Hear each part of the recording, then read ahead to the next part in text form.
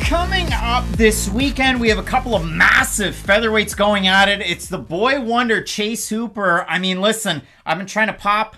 Now I'm on like Shumpert. And Matt, can you believe it? Like, I did a deep dive today on Amon Shumpert. Not just Jack Harlow lyrics, but on Amon Shumpert. He won Dances with the Stars. Dancing with the Stars. Sorry. He had his own reality show. He was cool also a 2016 NBA champion. And for Amon Shumpert, I remember him as the guy from the Knicks that tried to shave the Adidas logo into his hair, and then the NBA made him shave it out. But couldn't believe it. He made $48 million in career earnings. That's why I say, if you're good at sports, like all of them, pick basketball to go professional in. He was also and is still married to Tiana Taylor, and boys, he's just a winner in life. Wow. So when you do focus on it for the boy wonder, Chase Hooper, second camp out of Upstate Karate in Simpsonville, South Carolina, looking to capitalize on the fact that he just won his first UFC performance bonus in a finish win over Felipe Clarish. He looked very, very good in that fight. And even if you consider it for Chase Hooper, a guy who's primarily known for that jiu-jitsu pedigree, he's been a black belt for some time, still very young, just over 23 years old, coming into this matchup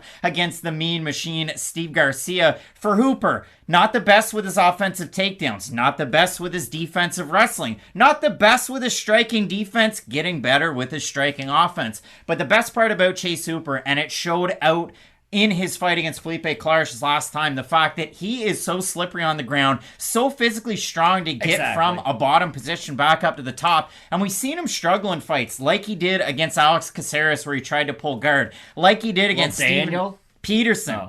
When he was just held down for minutes on end. He didn't look very good in that fight. For Hooper, that Clarish fight really did kind of, it was a palate cleanser for me in the mind watching that one. And for Hooper in the UFC, I've had a really rough time trying to cap some of his fights. I went back just to see who I had picked in his fights in the UFC. So let me indulge you Fight Night Picks fans. We both had Hooper to beat Daniel Tamor. Watch out for your underwears. We had Hooper to beat his brother. We had Hooper to beat Caceres. We got that one wrong. We had Hooper to beat Barrett. He beat Barrett quite easily. I had Peterson to beat Hooper, and so did you. And then in the fight against Clarish, we both had Clarish at the start of the week, and I believe you switched to Hooper on question mark. So I've done all right picking Chase Hooper fights. You've done all right, and I've done all right too. I have a really hard time trying to gauge Chase Hooper because in a matchup like this against Steve Garcia, it might actually swing Garcia's way in terms of that striking and the striking defense we've seen out of Chase Hooper. I didn't know what rap reference you were going to make at the start, but I can continue with it. For Chase Hooper, he must feel like the ones who hate him the most look just like him, because I don't think Chase Hooper was met with the warm welcome that a lot of these top-tier younger prospects have felt when they initially came to the UFC. Think back to fighters like Sage Northcutt, fighters like Mickey Gall. I understand they never had the long-term success that you would really like to see out of people who the UFC really invested in. You could mention a name like Paige Van Zandt as well. Remember how young she was when she initially got her first main event? She fought Rose Namajunas for a main event, never really proved anything after that, and then fought Michelle Watterson on Big Fox. And I mean, the craziest part about that too, you're talking about Rose Namajunas, big documentary coming out, and for Paige Van Zandt, her videos are different on the internet. They certainly are. I think they're behind a paywall, but I don't know for a fact. What I do know about Chase Hooper, though, is it does feel like the average MMA fan is still left wanting a little bit more out of Hooper. And that's the weird thing about MMA, and the UFC in particular, signing these very young prospects. The good thing about being a Bellator, a KSW, an LFA, if you will, and I know an LFA is lesser than those two previous organizations, but hear me out. Organizations like those can sign fighters who are 0-1, 1-1, 2-1, guys who might not have the sexiest of records or resumes, but show insane promise, because the thing is, they can develop them a lot more. They don't have as many mainstream eyes on them, so they can let these fighters really marinate, try to develop over time, and then once they get to the top of the card, that's when they can promote them. And in the UFC, you have to remember, for every Chase Hooper, for every, I guess Sage Northcutt's a better example, for every Sage Northcutt, there's a Song Yadong. So maybe Chase Hooper is able to go on that really long win streak and finally flesh out some of the other skills that he has shown potential in. But so far, I gotta be honest, I really have expected a little bit more out of Hooper. Now, you bring up the improvements in his striking, in some of his striking defense, and I do agree, he has gotten better over time.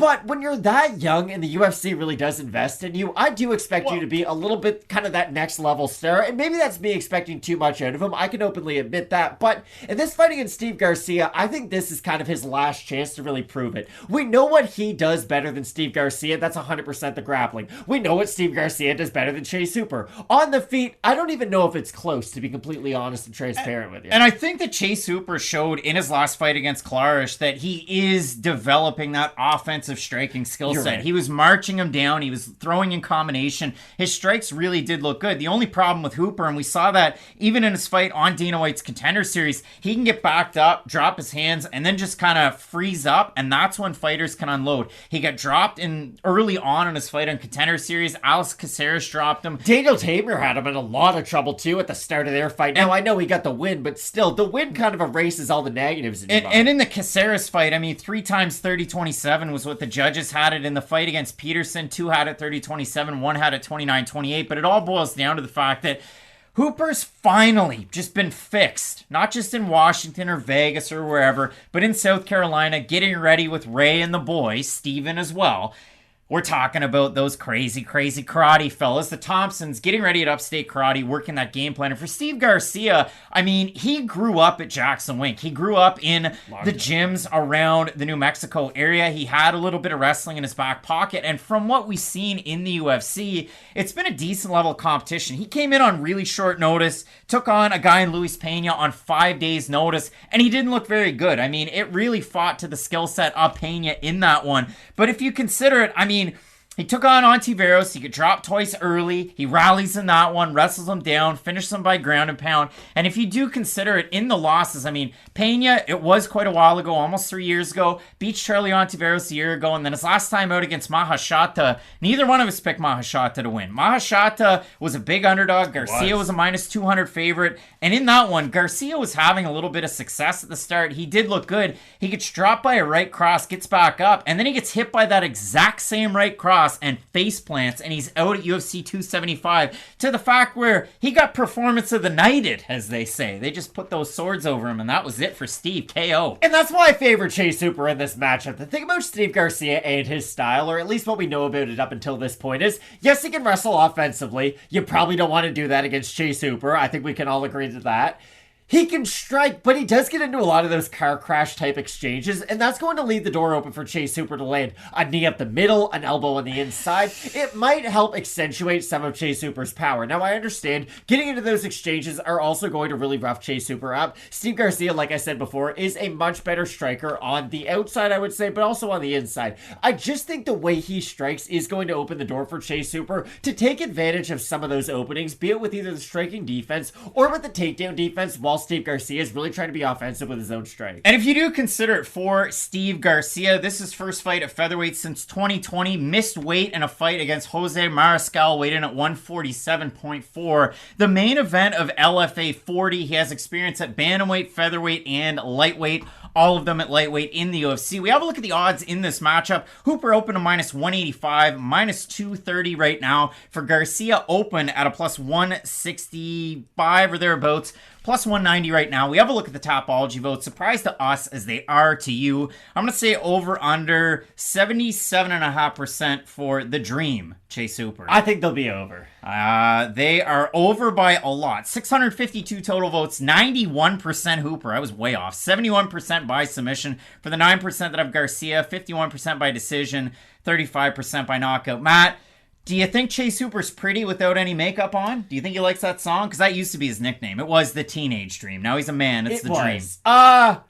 Do you think he's funny when he tells the punchline wrong? And then every February, he'll be your Valentine. Well, he was the UFC Journalist of the Year, like last year, and he likes to do that stuff on the Twitter. What's the pick? Fuck it. I'm going to say, let's go all the way tonight. No regrets. I'm picking Chase Hooper. Again, like I said, I do like Chase Hooper in some of the striking exchanges. I don't love him as a striker on the outside, like I had mentioned, but I think the threat of his grappling is going to help him on the feet a little bit in this matchup. And again, if the fight does end up hitting the mat, I like his submission ability. And the thing is, if Steve Garcia gets on top of Chase Hooper, yes, Garcia can get good work done, but I think Hooper can get a sweep. I think he can turn a bad situation into a good situation. And on the flip side, if Hooper gets on top of Steve Garcia, I think these are going to go south very fast for Garcia, and that's why I do favor Hooper in this matchup. I feel like there's not a lot of underdog spots on this card. If I'm being completely honest, I can pick out a couple and you'll see them on this entire main card or full card look. But